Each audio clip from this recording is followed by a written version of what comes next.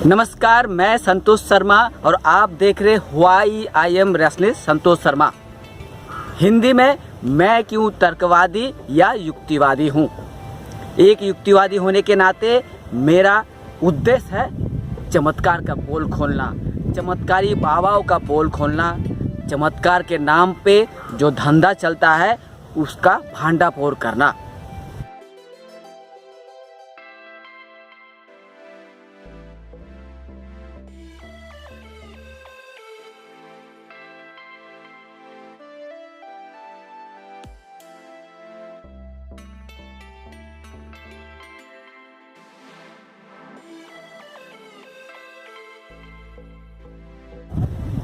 बागेश्वर धाम के बाबा धीरेन्द्र कृष्ण शास्त्री मन की बात बता देते हैं। उनके पास जब भी कोई भक्त या कोई व्यक्ति कोई समस्या लेके जाते हैं तो बाबा बिना कुछ पूछे ही उसके मन में चल रही बात, उसके जीवन में क्या समस्या है वह मन ही मन जान जाते हैं।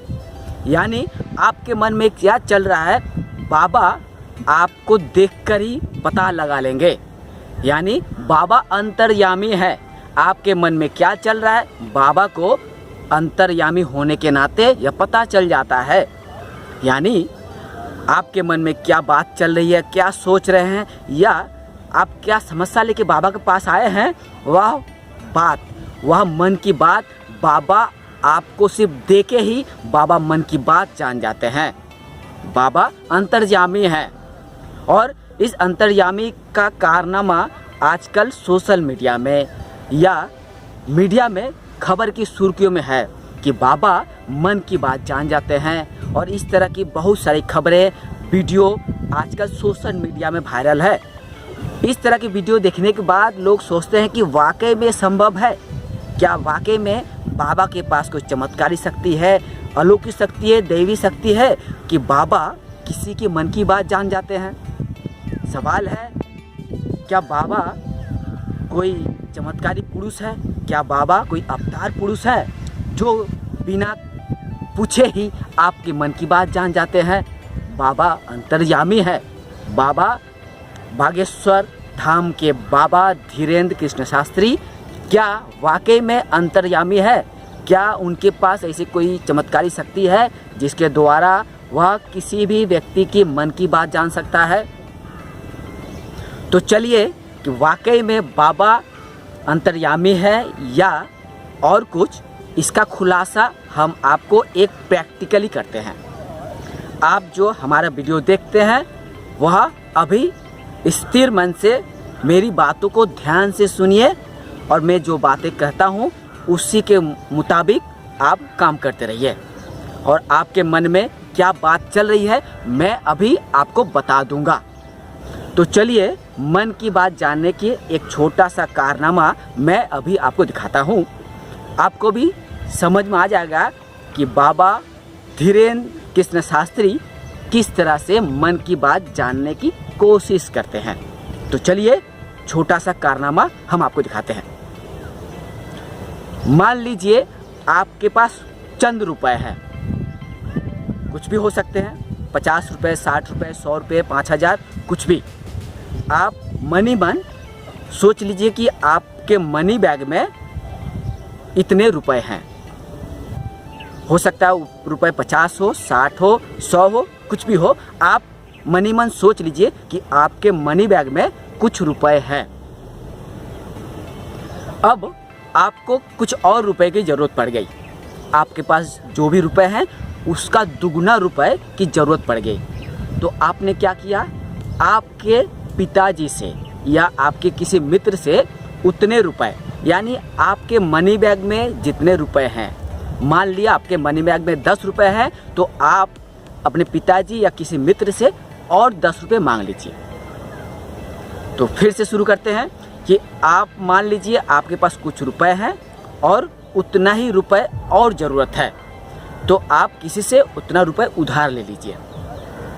तो आपके पास जो रुपए थे और आपने जो रुपए उधार लिए दोनों को प्लस कर दीजिए, कुल कुछ रुपए हो गए।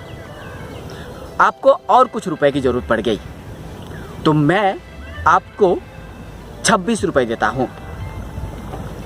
अब आप खुद के रुपए, आप अपने पिताजी से जो रुपए लिए थे उसका, और मैंने जो रुपए दिए 26 रुपए, उसे टोटल करिए। यानी तीनों रुपए के कुल करने के बाद कुछ रुपए आपके पास आ गए।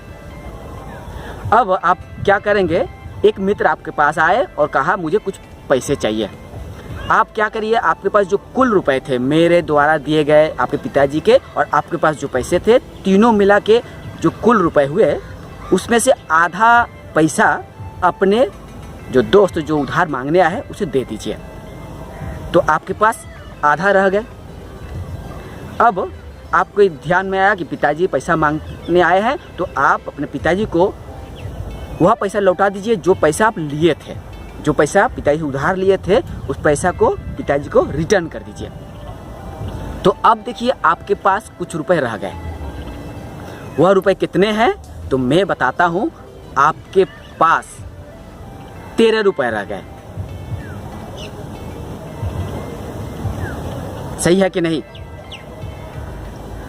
आपके पास कुछ रुपए थे, आपने उतने रुपए अपने पिताजी से लिए और मैंने आपको कुछ रुपए दिए, सम्मेशन किए, टोटल करने के बाद उसका आधा फिर दे दिए और बाकी में से जितने पैसे आप पिताजी से लिए थे उसे लौटा दिए। तो आपके पास रह गए 13 रुपए। तो आप यह देखने के बाद सोचेंगे ये कैसे संभव हुआ। मैंने तो कभी जाना नहीं कि या आपको देखा नहीं, आप जो मेरे वीडियो देखते हैं, लेकिन आपके मन की बात मैं बता दिया हूँ।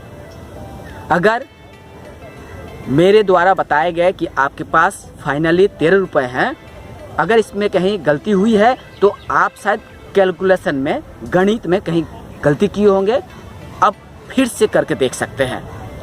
फिर से इसी प्रोसेस को, इसी प्रक्रिया को करिए और आप समझने की कोशिश करिए कि इसमें मन की बात जानने के पीछे क्या राज है, क्या जादुई ट्रिक है, क्या जादुई कारनामा है। आपको बता दूं, एक रसनिस्ट होने के नाते मुझे बचपन से ही जादूगरी में शौक रहा है। मैजिक ट्रिक सीखना मेरा कला रहा है। मैं भी मैजिशियन की तरह मैजिक दिखा सकता हूँ, जादू दिखा सकता हूँ। लेकिन एक जादूगर होने के नाते, एक रसनिस्ट होने के नाते मैं किसी मैजिक का ट्रिक का खुलासा यानी जादूगरी का खुलासा नहीं करता हूँ। लेकिन जब कोई बाबा, धीरेन्द्र कृष्ण शास्त्री जैसे बाबा अगर दावा कर बैठता है कि उनके पास जादुई शक्ति है, वह मन की बात जान जाता है, तब तो एक रसनिस्ट होने के नाते, एक जादूगर होने के नाते मेरा दायित्व हो जाता है कि ऐसे बाबा को पोल खोलना। बाबा एक फ्रॉड है। बाबा के पास ना कोई जादुई शक्ति है, ना तंत्र मंत्र की शक्ति है। बाबा भी सिर्फ एक जादूगरी का कारनामा दिखाकर लोगों को उल्लू बना रहे हैं। इसका खुलासा तो हम जरूर करेंगे।